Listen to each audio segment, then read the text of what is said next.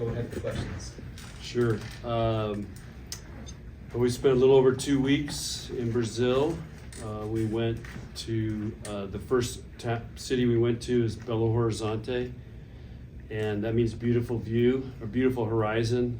And it's a mining town, but we stayed at a club there and played at a club Minas, and they put on a tournament. We played a couple other clubs, and then we did some stuff at Club Olímpico, which is one of the clubs that a lot of the kids who live in the Flavios, which is basically the ghettos, attend this club. And it's a club, it's amazing. The girls is probably one of the highlights.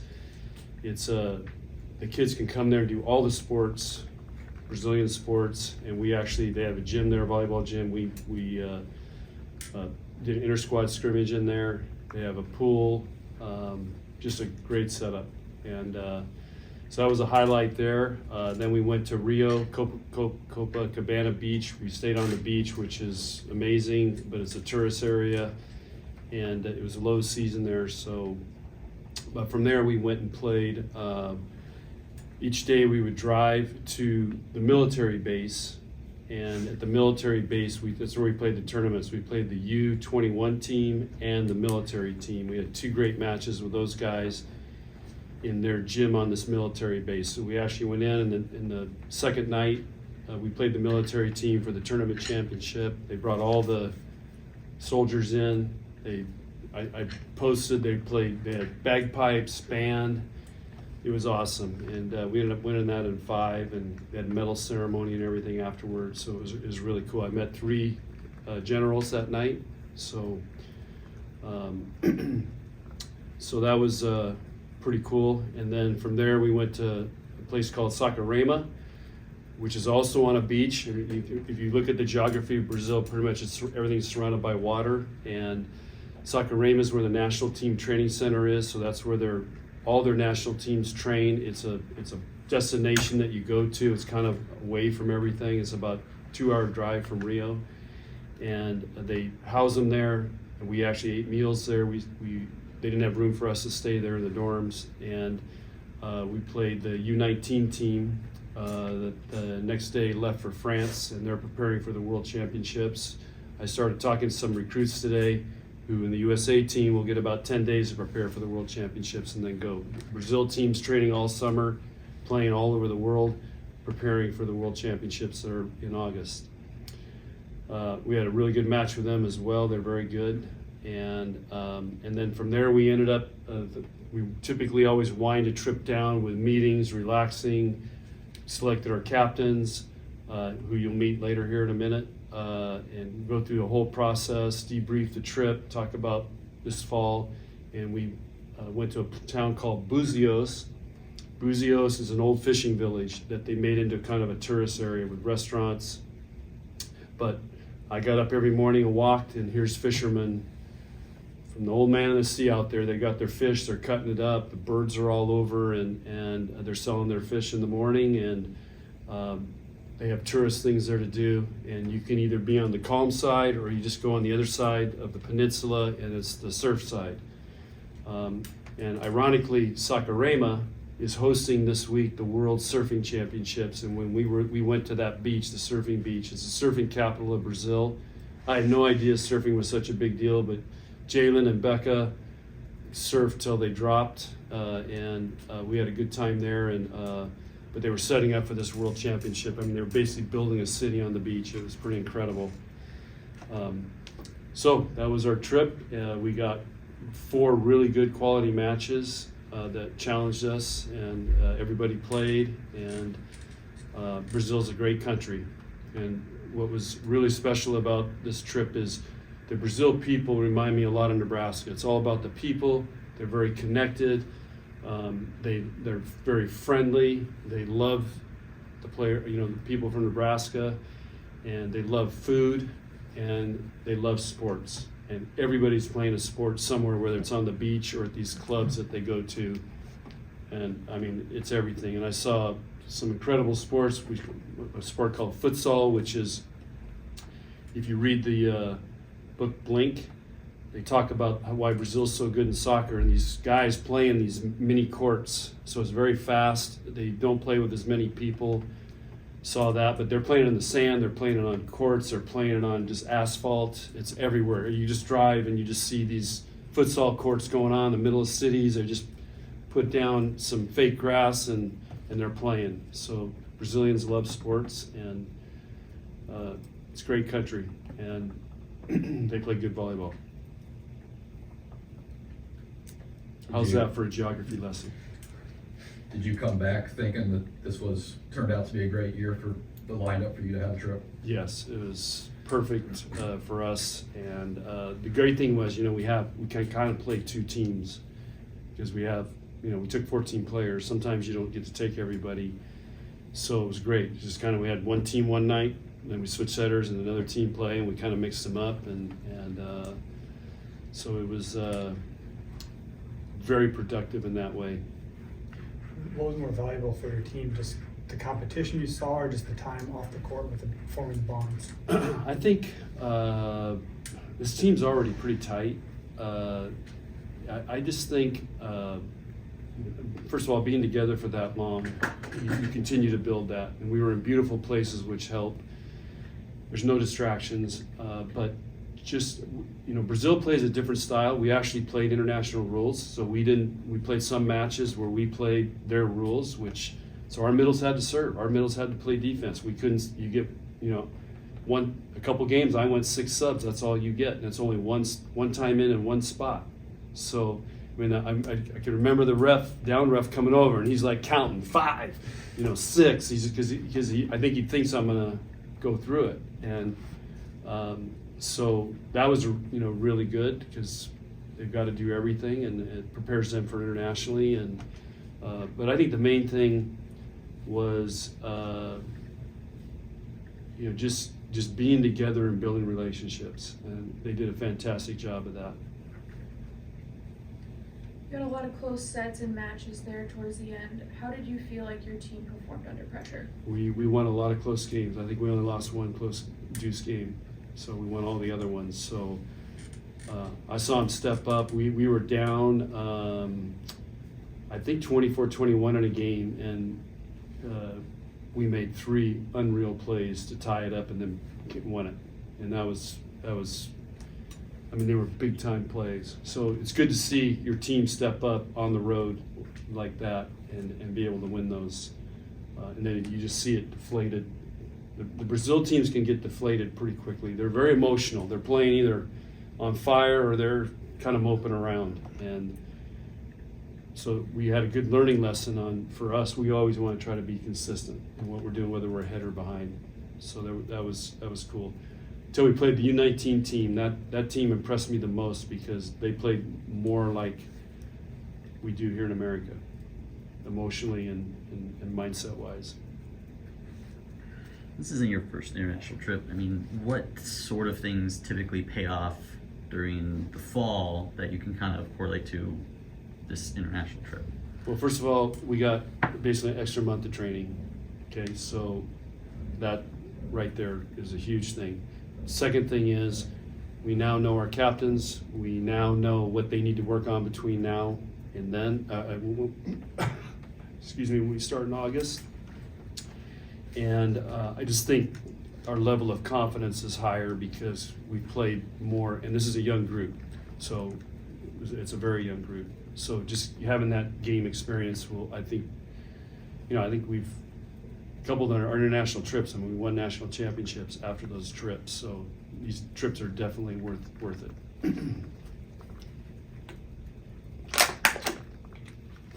John, some of those matches are on YouTube, and I don't know if you were aware of some of the numbers of people watching.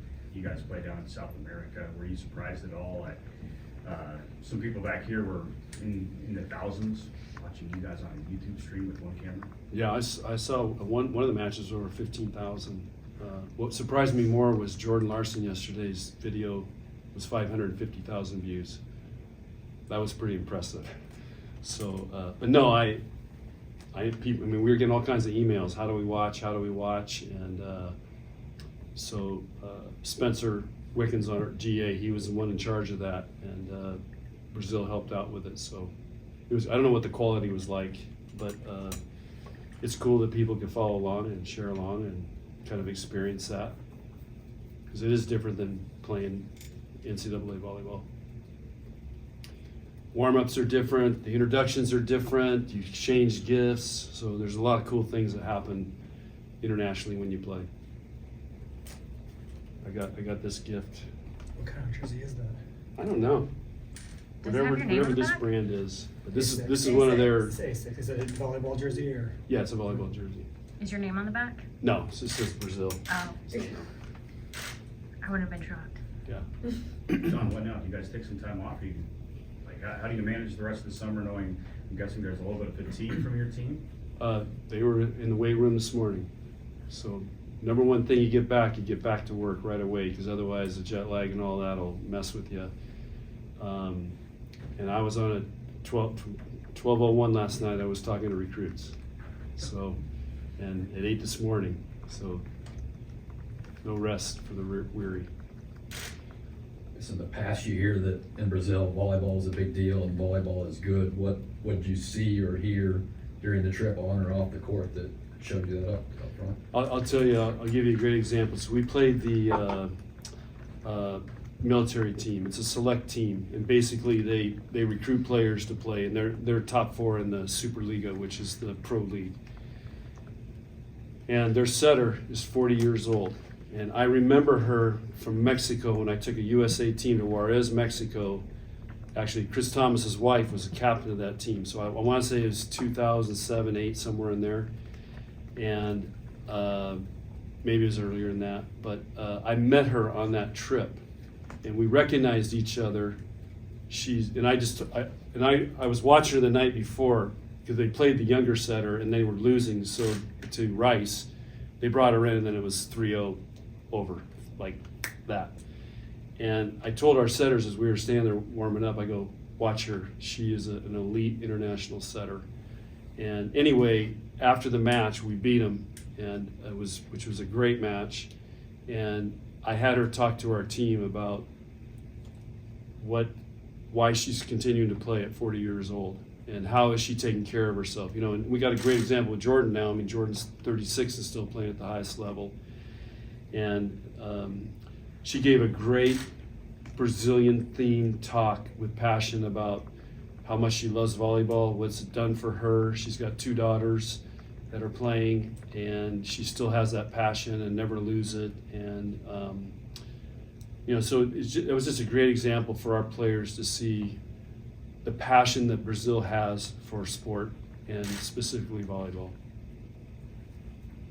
What kind of impact has Jordan had? She talked about how she talked with film over with you guys in Brazil, and what kind of impact do you expect her to have in kind of her limited role for the next few months? Yeah, well, that's a great thing with Zoom and being able to talk wherever we are in the world. I mean, she may be in Korea next week, but she's already building the relationship with our outside hitters via she watches a video, gives them feedback. And like she mentioned in her press conference, with volumetrics now, you can do a lot of stuff on there. You can draw stuff, write stuff. She can say, hey, look at this play here. Check out your footwork. And so you can get a lot of coaching done without actually being physically there. And Jordan's a master at that, because she's been using this volumetrics for years. So it's just right now it's about building the relationships that she started before she left, and she's going to work hard at that. She's been she has been on all of our sessions that we've had, and we'll continue to have those with her, and she'll be here in September. Were you one of the only, she mentioned that she had other opportunities, were you one of the few that offered her kind of that flexibility of still being able to play while having an impact as a coach? Well, Jordan and I have been talking for the last couple of years. I mean, she was, we're going to be done after the last Olympics, but they keep paying her a lot of money to play. So, and she feels good. I mean, we've talked a lot about that, and we've always been talking about that she wanted to coach here someday, and I told her I would do everything possible to make that happen. And so, it's great when we got somebody that's playing at the highest level in the top league in the world, trying to play for the Olympics, and then she's in our gym. I mean, can you imagine You know, like football team had Tom Brady out here, or some of those guys. So, or you know, Michael Jordan's hanging out with our basketball team and helping those guys. So it's just, she has a different presence and a different feel and a different look, how she sees things, and she's a great communicator. She's gonna be a great coach. Sometimes there are things in life that we really want, it can't happen, but what did that mean to you to know that this is something you've wanted forever and you actually are making it happen? To me, the greatest reward in coaching for me, love to win, love to do all that, but the greatest reward is when I see our players go into coaching or come back here and coach. And so Jordan's, you know, it's been Kelly, it's been Kayla, it's been Danny, Lindsay. Laura Pilakowski was our strength coach for several years. So to me, that is the validation for everything that I try to do in coaching. That validates for me that we're doing the right things. If they want to come back and be a part of this and put up with me some days, and Jordan had a great line. She said she wants to help the next generation of volleyball players. And we can use that in recruiting because we're recruiting the next generation of the volleyball players in this country for the Olympics and the national team. And a lot of these kids aspire to that. And the fact that she wants to give back, and again, it's the 40-year-old setter I just talked about. They still have that passion and that fire, and it's inspiring to be around people like that have been doing it so long and they still have that. And I still feel like I have it as a coach. So it's fun to be around passion and people that want to be great. And I think so anyway, it validates, and it's the biggest reward for me. Don, could you just talk about maybe the infrastructure you've built around yourself in the program? I mean, bringing in Jordan joins like a really talented young staff. All these top recruiting classes coming in. Just about maybe the infrastructure you've built. Well, about 2012, 13, I just figured out, I used to try to do everything by myself, and I just figured out it's getting way too complicated coaching these days. So I decided to build a performance team around our team. And so I wanted to get the best people. And if you study successful people, they all have great people around them. I asked Zé Roberto, who coaches the women's team, who's won several gold medals in Brazil. I asked his guys down there, some of these guys that work with him, I said, what makes him so great? He surrounds himself with great people. That's the first thing they all said. He surrounds himself with great people. And they have a huge team that all those teams have about 8 or 9 people with them. And so I've just tried to do that and get great people. And so we all do it together, and they help me, I help them, and Jordan's just the next one. What were the negotiations like with her, and why now did it finally work out for her to come back? I think Jordan decided she wants to settle in Nebraska, and so she ended up, this last summer, she kind of established her roots back here again. She's got a lot of family and friends here. So once that happened, that's when we kind of started talking, like, okay, if she's going to be in Lincoln and Nebraska when she is not playing somewhere, then maybe this is a good time. And then of course the NCAA passed she was going to volunteer, but now she can get paid, which makes it nice. She mentioned she was in the gym last fall to kind of gear up for Italy. Did that kind of help and like see that she was ready for? Totally, because I mean, she's had a challenging year. I mean, just her lifestyle is challenging in a lot of ways. People don't really understand how hard that is. But I saw how happy she was in our gym, and I think before she left, I said, "You feel good here, don't you?" She said, "Yeah." I said, "Well, we got to make this happen." And that's when I said, "I think this is what's coming down the pipe," and so let's keep talking, and worked out. So I think it's great. Coach, you've spoken to in the past what kind of opportunity Nebraska can present to women athletes. I'm sure you've heard by now Jordan Ball is going to be joining the softball team. Can you kind of talk about what that might mean for the other sports your team included? Well, it's been a hell of a week for especially women's sports. And, I think Trev is trying to change our culture here and get back to maybe what we used to do and try to be the best at everything. And he's raised the bar, and now you see Jordy Ball come back, you see Jordan Larson come back, you see, you know, a lot of great recruits are coming here, and people want to be here. And I think we're making a commitment that we want to be the best, and you do that through facilities and support, and now we're seeing the results of it. So it's pretty cool. And you know, Merritt Beeson could have gone anywhere, and just hearing her talk on our trip about why she wanted to come to Nebraska. I mean, those are all the things that validate all the things that we're trying to do. And you could ask her about it. She does a really good job of communicating, you know, how all that worked for her and what she sees in Nebraska. And now I can go share that with, we started recruiting at 12:01 last night with the 2025s, and we're able to share some of those things, you know. Must be pretty cool if Jordan Larson wants to be back here.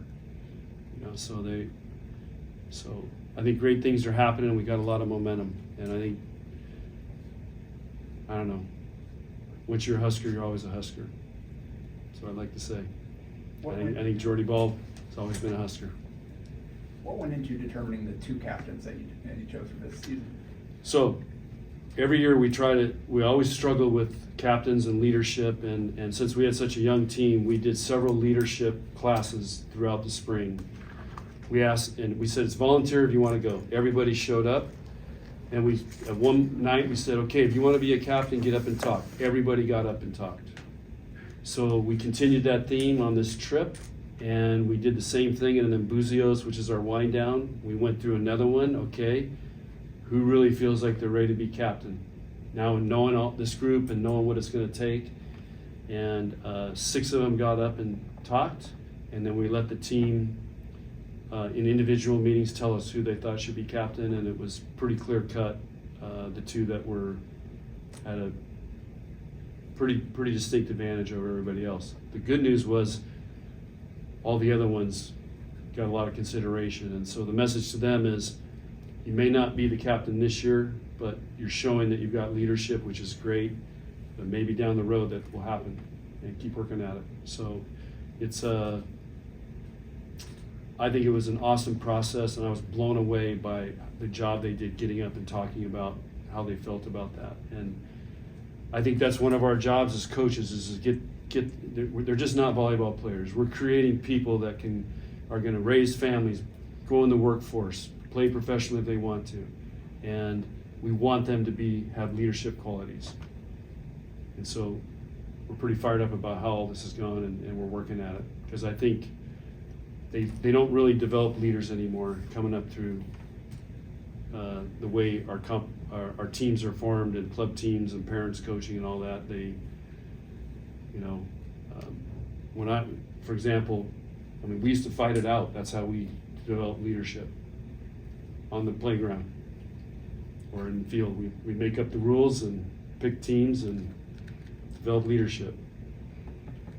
The live stream said that Merritt and Lexi are coming in, so I assume they're the captains. I mean, what about them stands out that kind of put them in that position and got them to support their teammates?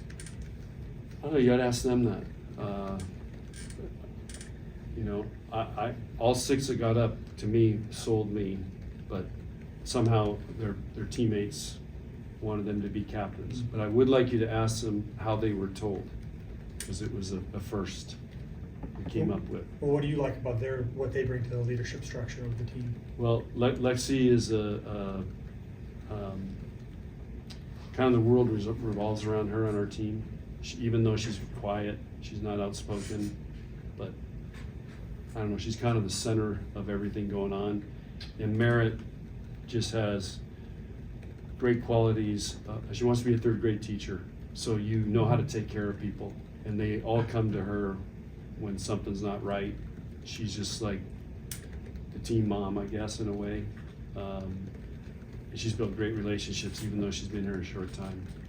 So I think if you want to be a good 3rd grade teacher, it's not about you. It's about those kids, and for her, it's about her teammates. But ask them how they found out they were captains. See, it would be a good story. When the, Amy will probably put it in her headline. when the season's over in December, what do you, I mean, coaches have to do a lot of things, but what do you wanna look at Jordan and say, this is an area where Jordan Larson made us better, or a certain player that she made better?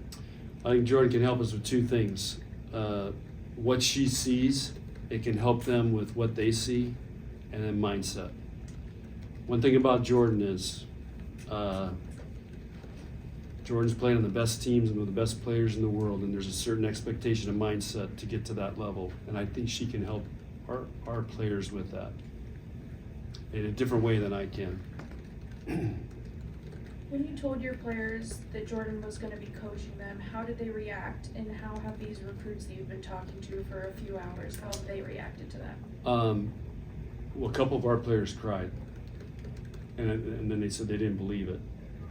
So that's how our team, and then the recruits are just kind of like, they're in shock, you know. So anyway, it's a big deal, and you know, again, you got to put yourself in their shoes. They're 17, 18, 16 years old, and here's the greatest player ever in this country is talking to you or going to coach you, and you know, it's pretty intimidating in a way. So I think they're in awe. Is Jordan able to call recruits yet, or she take a recruiting test? Yeah, no, you don't have to do all that now, but she can talk. Yeah. Final questions? How do you come out of spring and training before Brazil, and Brazil feeling about your setting? We started every match, and those two are dead even. And that was communicated to them as no decisions have been made. They're going to have to keep battling out. So both of them did really, really well. So I couldn't tell if we were starting tomorrow who would be starting. What's the plan for Maggie going forward with her allegiance? Maggie is going to lift with our team, but basketball is training for their international trip, so she's going to practice with them a lot in July, I think, which will be fine. She just got great work, a month with us, a month with basketball, and then she's going to, you know, our strength coach will manage her.